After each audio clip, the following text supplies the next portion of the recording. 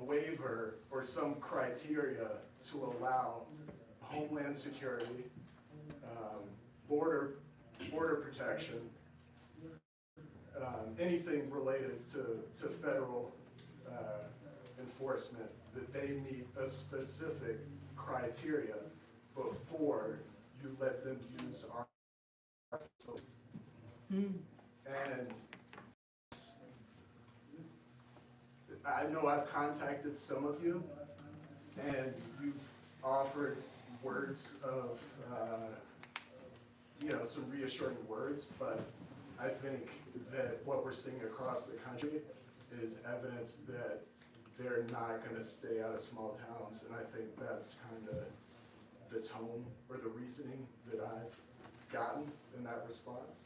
So, in this spirit, I want to promote this provision in the hope that you will see everyone in this community, regardless of their name, and see their citizenship.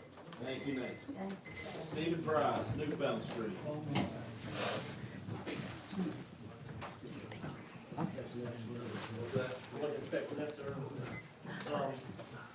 right, well, so my name's Stephen Price. Five generations, both sides of my family are from Canton. Most of the people up here know my family. Third generation business owners in Canton. We own a building on Main Street for 45 years. But I'm not here as a Canton resident tonight.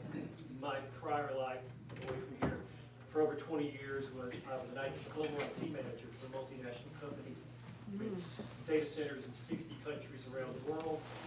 My team was responsible for data centers throughout the U.S. So I have some insight into data centers and large data centers. And I just wanted to bring something up. A lot of folks on the board here may already be aware of this, but most people have heard of the dot-com bubble of the 90s. What most people have not heard of is the fiber optic bubble that went along with that.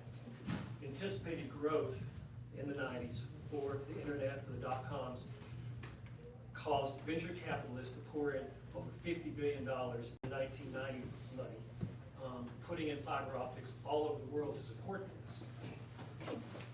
When that growth didn't occur, 75% of that fiber remained what they call dark for over 20 years. They ended up selling it for pennies on the dollar, and a lot of large multinational telecommunications companies went out of business. If you were hearing about WorldCom, that's why they went out of business. My company was a customer of WorldCom's. That was not fun.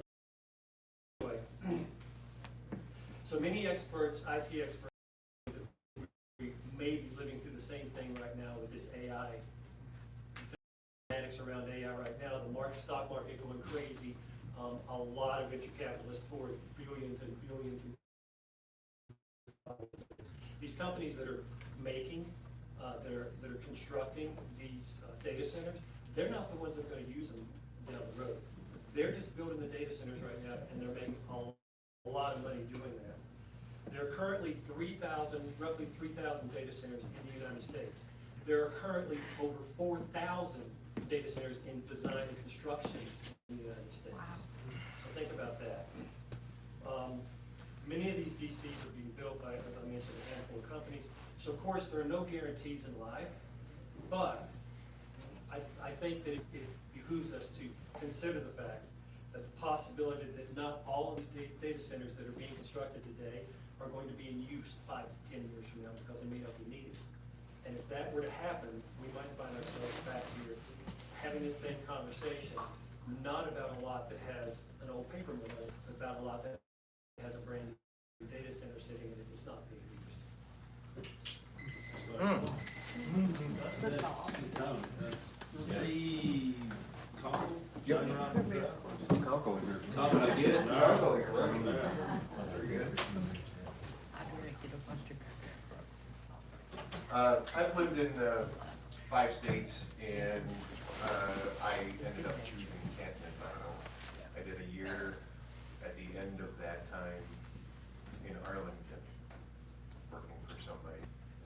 And I came down here on a motorcycle trip, and I did the roads around here, and I saw people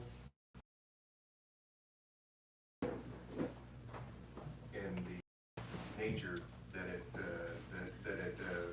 gave us. And it felt like home as soon as they came here. So, from Arlington, I could have moved anywhere in the country here. Moved originally into an apartment in Inca Canberra area. And the first day I came out and I was like, "Phew, what is that smell? What is that smell?" And got the layout from the neighbors. So I came down here to see what it was all about, and I was like, oh gosh, that's there. But then I got out of eyesight of the thing, meeting motorcycles, riding motorcycles, meeting a lot of people. Got to love the town. Maggie Valley, that's cool if you like putt-putt and,